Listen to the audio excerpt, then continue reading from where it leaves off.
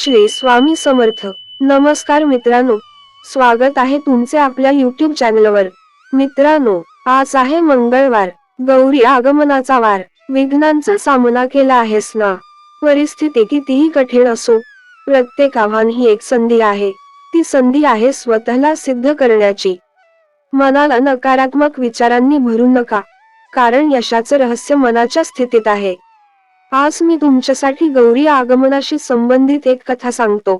या कथेचा अर्थ समजला की तुमची वाटचाल निश्चित उज्ज्वल होईल.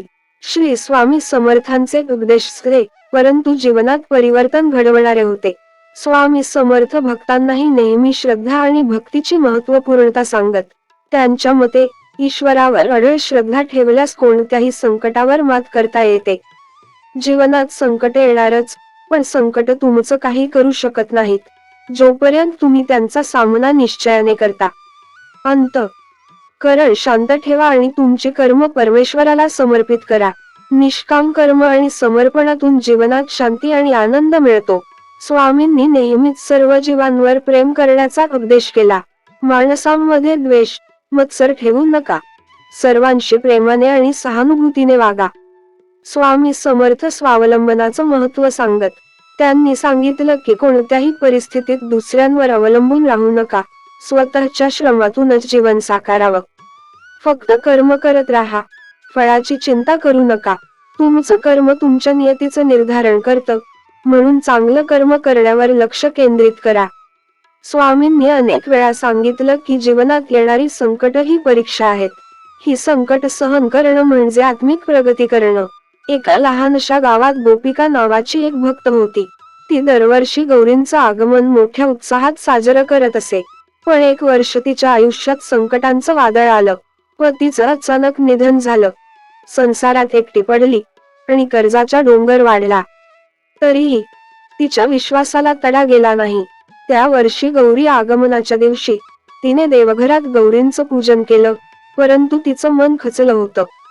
गौरीचं आगमन उत्सव म्हणून साजरं करण्याची तिची इच्छा होती, पण परिस्थितीने ती संधी हिरावून घेतली होती. तरीही तिने पूजेचं सगळं विधी मनापासून केलं आणि स्वामींना प्रार्थना केली, स्वामी, मला शक्ती द्या या संकटांवर मात करण्यासाठी. त्या रात्री स्वप्नात तिला स्वामींनी दर्शन दिलं. स्वामी म्हणाले, गोपिका, संकट तुझ्या मनाची परीक्षा पाहत आहेत.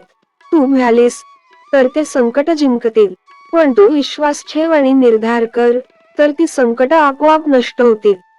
स्वामींच्या त्या वाक्यांनंतर गोपिका उठली. दुसऱ्या दिवशी तिच्या आयुष्यात आश्चर्यकारक बदल झाले. एका मित्राने तिला व्यवसायात मदत केली, शेजाऱ्यांनी तिला सांत्वन दिलं आणि काही दिवसांतच तिची परिस्थिती सुधारली. संकट आली होती, पण तिने आत्मविश्वासाने आणि भक्तीने त्यांचा सामना केला.